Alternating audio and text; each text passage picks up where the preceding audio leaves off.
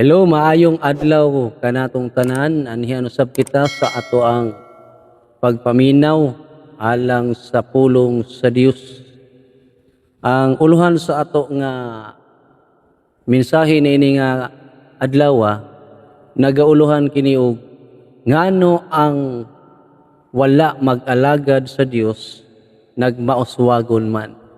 Og buot ipasabot kung imo nang i-shortcut ngano ang mga daotan nagmauswagon man. Ngano man nga niasinso sila, unsay mga katarungan higala nga nahimo man sila nga nagmalipayon nya nagasinso.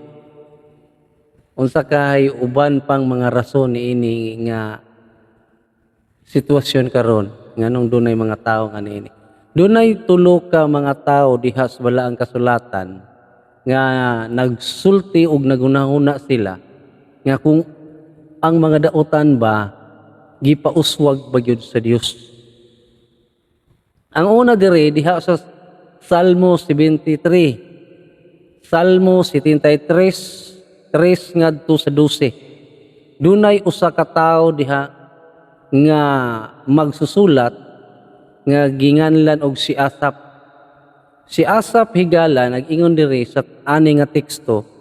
Si Asap nagpakita sa iyang kasamok sa pagpakita nga ang mga dautan nagmalampuson ug daw wala sila'y kasakit.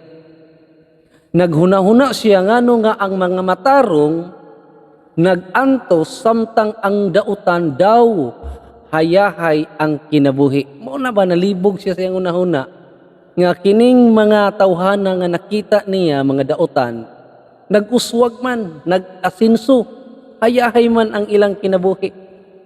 Tanaw na tong usa ka tawo. Si Job makita diha sa 21 city ngadto sa 13. Ingon si Job. Si Job nagpakisayod siya. Ngano ang mga daotan hangtod karon buhi pa.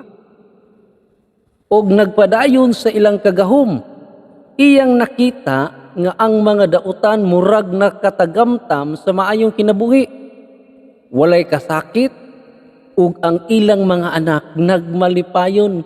Mao na nga si Job iyang nanggitan-aw sa iyang palibot sa panahon niya nga dunay mga tawo nga iyang nakita mga dautan hangtod sa iyang kapanahunan o hangtod sa atong panahon karon buhi pa.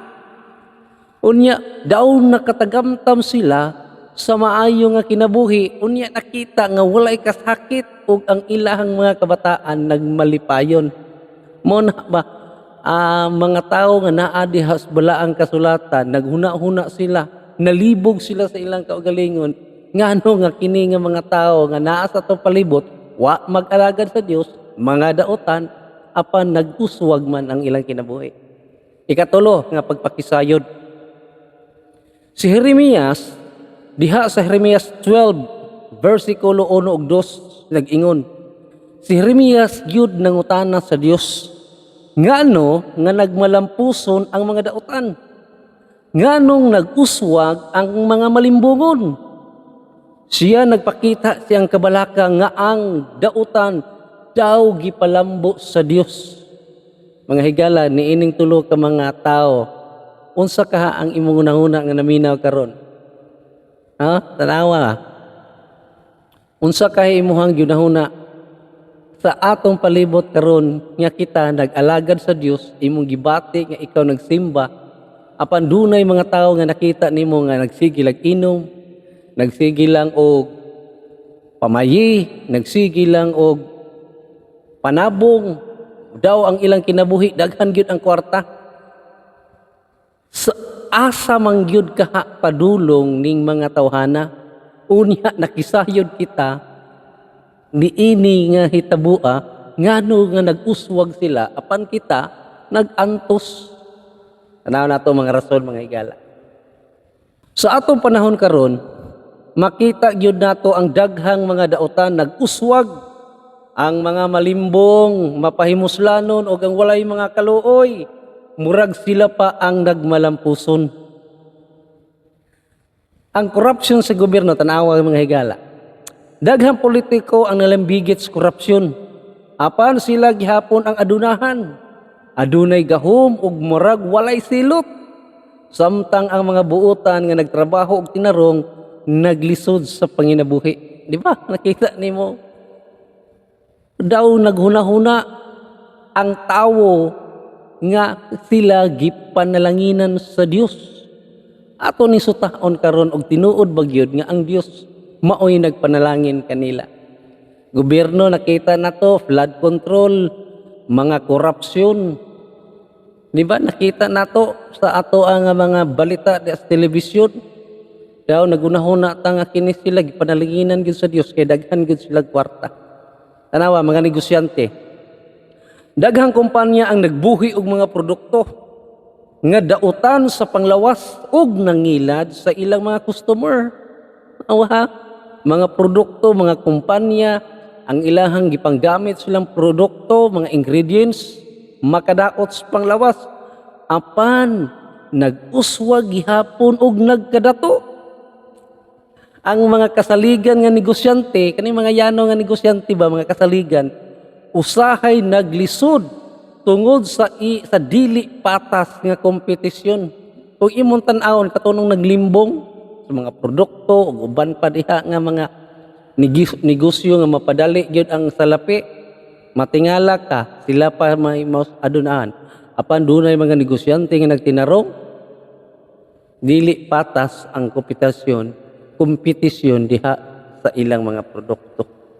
Tanawa, anhitas mga kriminal, ang dagkong sindikato sa droga, human trafficking o mga scammer, mga scam murag nagpangita paugdalan nga makaikyas sa balaod, samtang ang ordinaryong mga tao nga nakasupak lang sa gamay nga regulasyon sayon radakon og silutan. Di ba makita nato murag dili patas, no?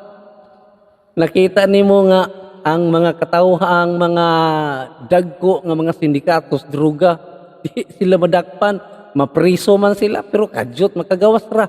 Pero kitang mga naang ordinaryong mga tao makasala, inigdakop nato, priso na yun. Dali ra gyud kaayo. Murag dili patas ang atong gihuna-una diha sa pagtan-aw sa Dios. Di ba mga higala? Kaniyo, ang mga walay kaluoy sa ubang tao, daghang empleyado ang giabuso sa ilang mga amo. Apan ang mga abusado pa ang nag-uswag. Mga abusado, wa kaayo mohatag og sweldo sa ilahang mga worker. Pero ang ilahang mga amo daw nag-uswag pagyud. Ang makusog nga mangintriga, mangdaot o magamit sa uban, murag sila pa ang dali makadangat sa ilang gusto. Kung sa ilang gusto, makabot nila. Daw naghuna-huna ang mga tao nga kining mga tawhan nga klase gipanalanginan sa Dios. Tanaw nato mga higala og tinuod ba gyud nga ang Dios mo ay naghatag kanilag panalangin. Kining realidad makapahisama sa gibati ni Asap, ni Job og ni Jeremias des Biblia. Ngano man ang mga daotan nag-uswag sa matarong nag-antos.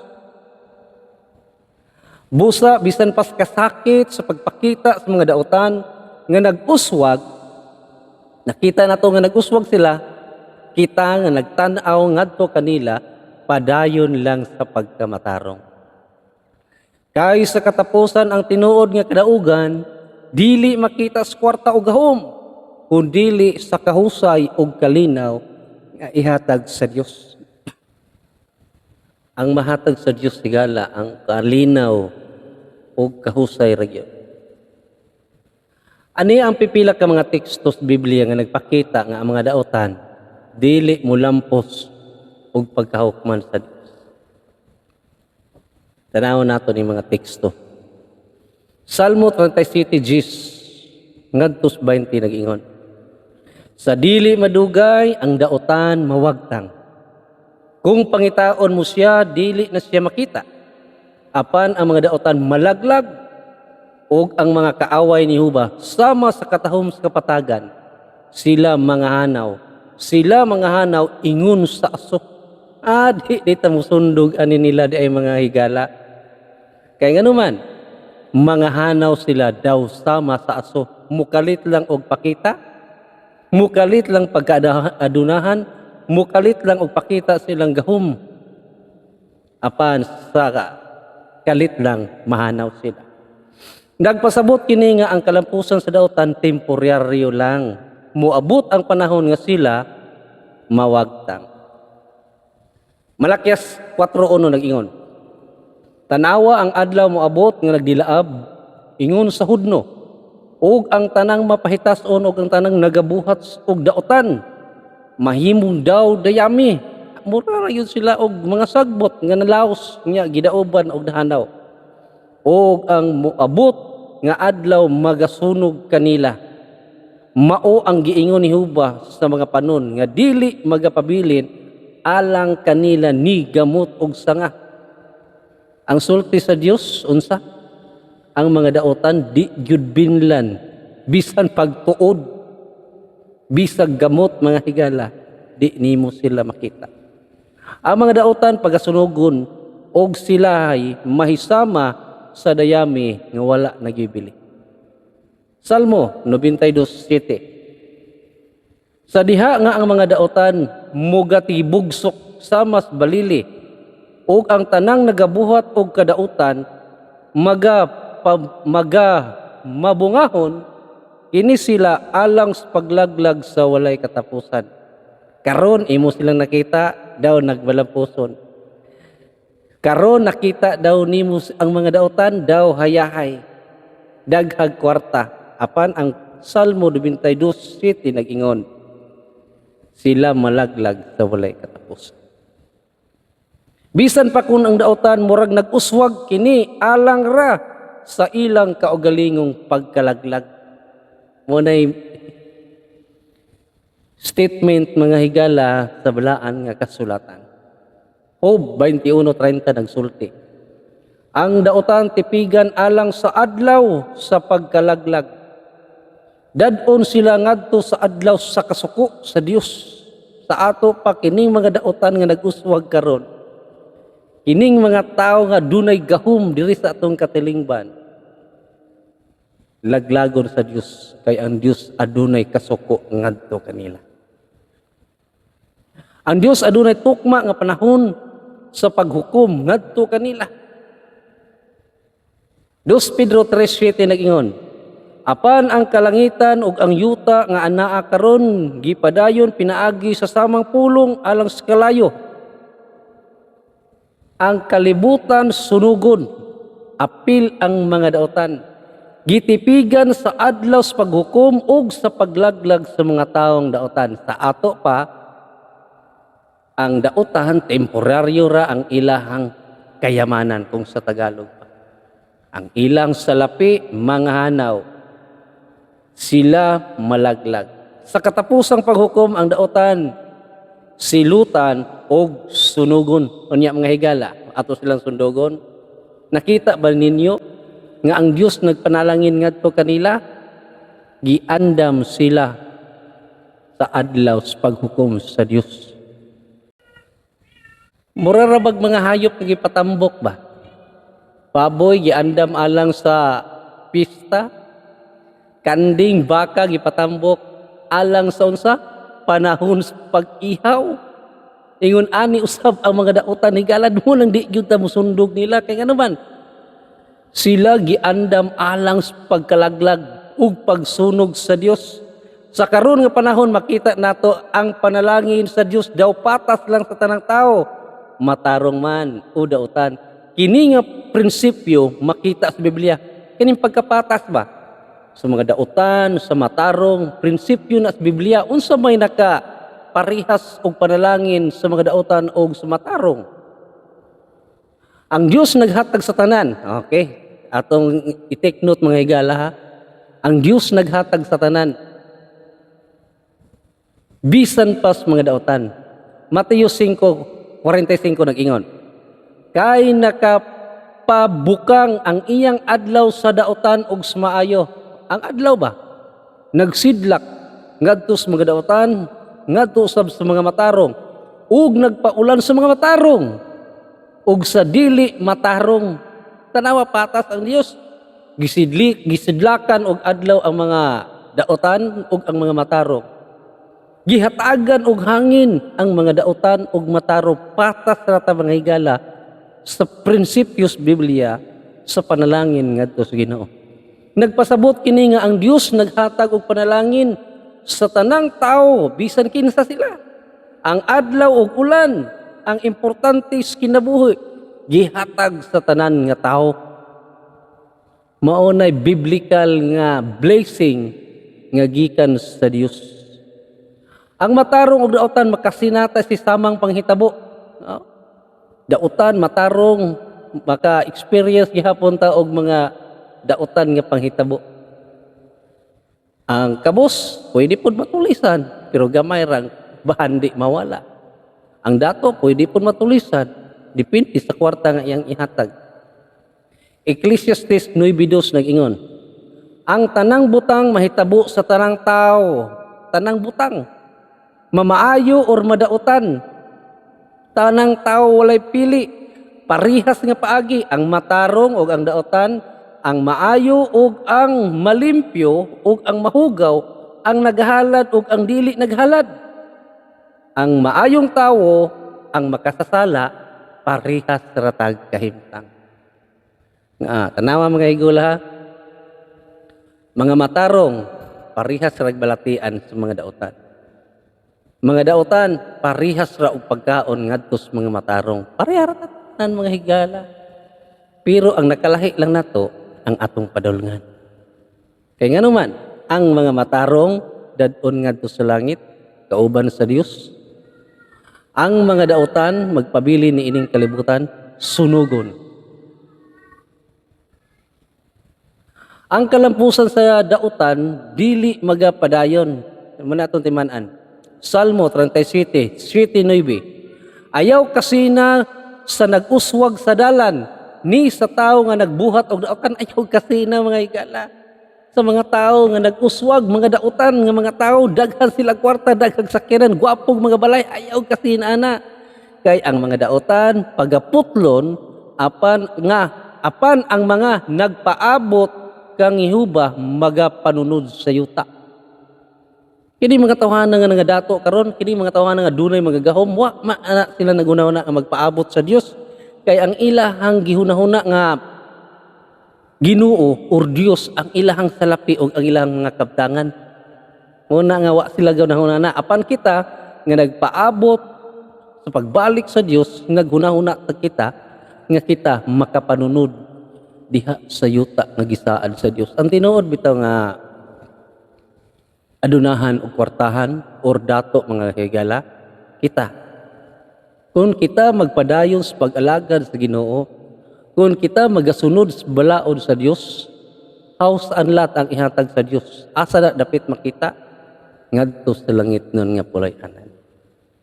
Ang Dios nagtugot sa paglambo sa daotan, nagtugot ra siya. Sulod sa pipila ka panahon lang. Apan sa katapusan, ang matarong ang magapadayon, magapahimulos sa iyahang mga panalangin. Muna'y nakanindot.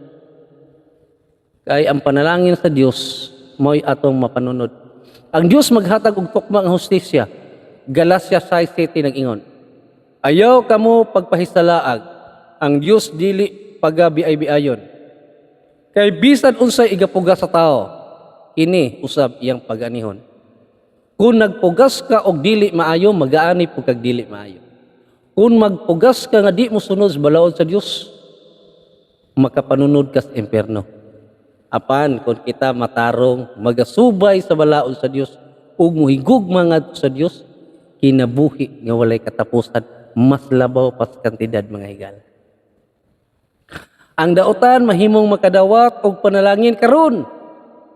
Apan sa ulahi sila magaani sa ilang gibuhat. Naaratay mo ng dilit mo sundog nadto nila kay nga naman magaani ra sila sa ilahang gibuhat. Sa atong paglantaw murag patas ang panalangin sa Dios. Sa daotan og matarong karon kay ang Dios nagpakita sa iyang pagkamaayo sa tanan. Daotan matarong ang Dios walay pili sa iyahang usa. Panalangin. Kay ang Dios nagpakita sa iyang pagkamaayo sa tanan. Apan sa espirituhanong perspektibo, ang tinuod nga panalangin, dara ang gihatag sa Dios nga tinuod nga panalangin. Unsay tinuod nga panalangin gihatag sa Dios? Kalinaw, kalipay, kinabuhi nga walay katapusan. Gitagana lamang sa mga matarong. Sa tukma nga panahon, ang Dios maghahatag sa iyang hustisya. Unsa nga hustisya? Ang daotan dili makapanunod sa gingharian sa Dios. Ang mga matarong makapanunod sa yuta nga giandam sa Dios. Ang pagkakontinto usa ka maayong kinaiya higala nga gitudlo sa Biblia, bisan pa kung ang uban naglambo og kita murag naglisod, kinahanglan nga masaligon kita nga ang Dios maoy nasayon sa labing maayong butang para kanato. Ani ang pipila ka mga bersikulo nga nagdasig sa pagkakontinto. 1 Timoteo 6 ngadto sa 8 ingon. Apan ang pagka-Dios nun ha, uban ang pagkakontinto usa ka dako nga bahandi. Ang bahandi diha nga gihatag sa Dios kini lang di ay pagka-Dios nun ug pagkakontinto. Dili kanang abot pasabot anang pagkakontinto higala. Dili ka musundog anang aspalhibot nga daghag mga sakyanan, daghag mga balay, nagsigi lang og laag, nagsigi lang og trapil, bisan asa sila mangaon. Ayaw pagsundog ana. Ang giingon sa Dios, kinahanglan kita Dios nun o kita dunay pagkakontinto sa atong kaugalingon. Kaya nga naman, kung walay pagkakontinto, mubuhat kag dautan sama nila. Onya, dili ka makapanunod sa kinabuhi nga walay katapusan. Kay wala kita gidala ni ining kalibutan na og dili usab kita makadala sa paggula niini. Busa kung kita adunay pagkaon og bisti, magmakontinto kita niini.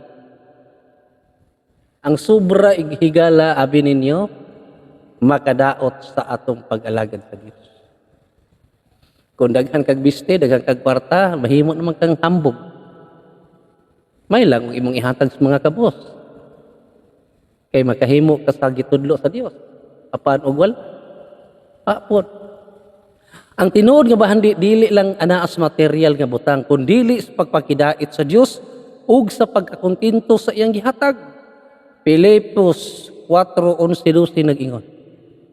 Dili ako nagsulti tungod sa kakulang, kay nakakaton ako sa pagkontinto. Ingon si Apostol Pablo, nakakaton siya sa pagkakontinto sa binsan unsa nga kahimtang.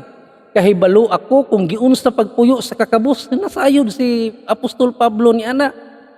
Kung unsa siya kakabus og sa kasaganaan sa sobra o dughan nga mga pagkaon, iyahan ang nakumpara. Ang walay pagkaon o naas kasaganahan, iyan ang nakumpara.